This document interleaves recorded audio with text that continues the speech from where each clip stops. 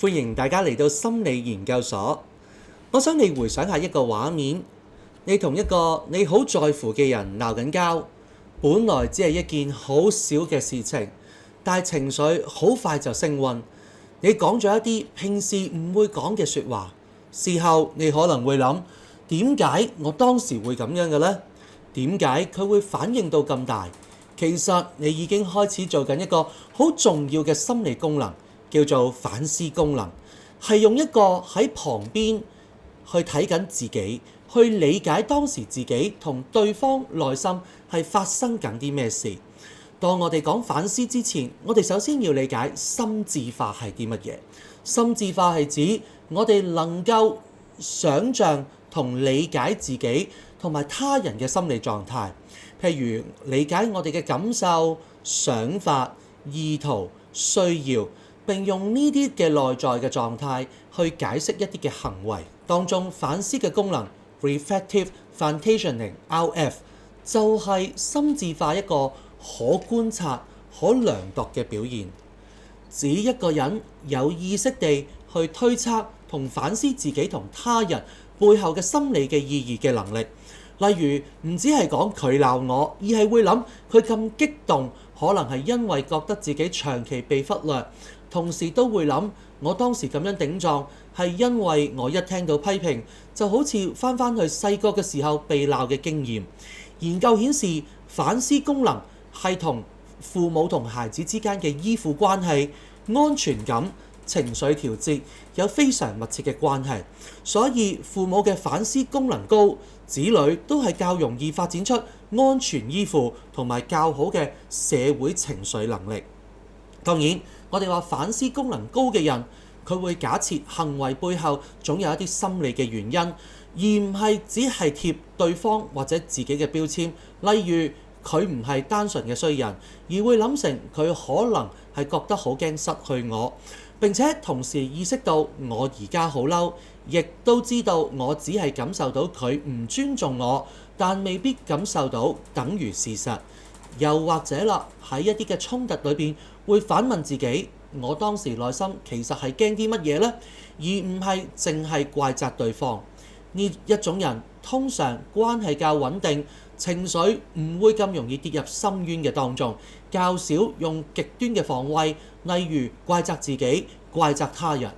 反思功能低嘅人會容易將行為就等於本質嘅方式去解釋，例如佢鬧我就證明佢根本唔愛我，好難分清我心入面嘅感覺同客觀嘅現實。例如我覺得自己好差，就等於自己係一無是處。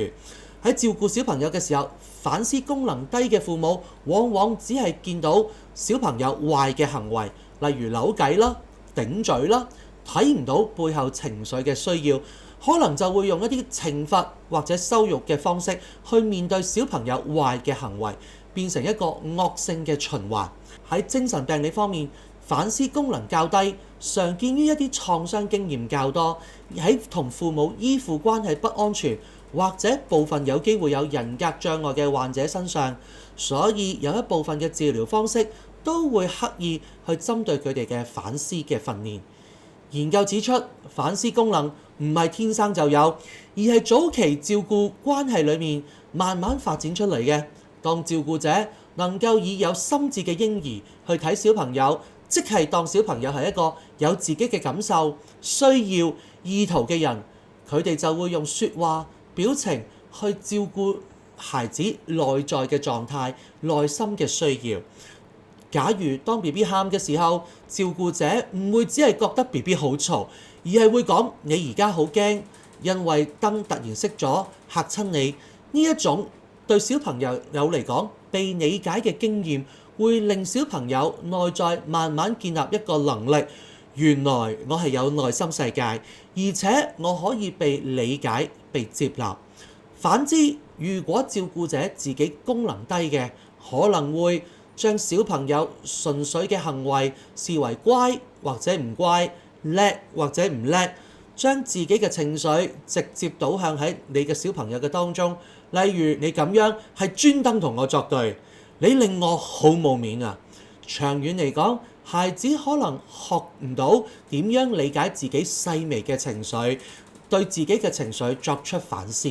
只係識得用自己嘅行為爆發完，或者完全關機，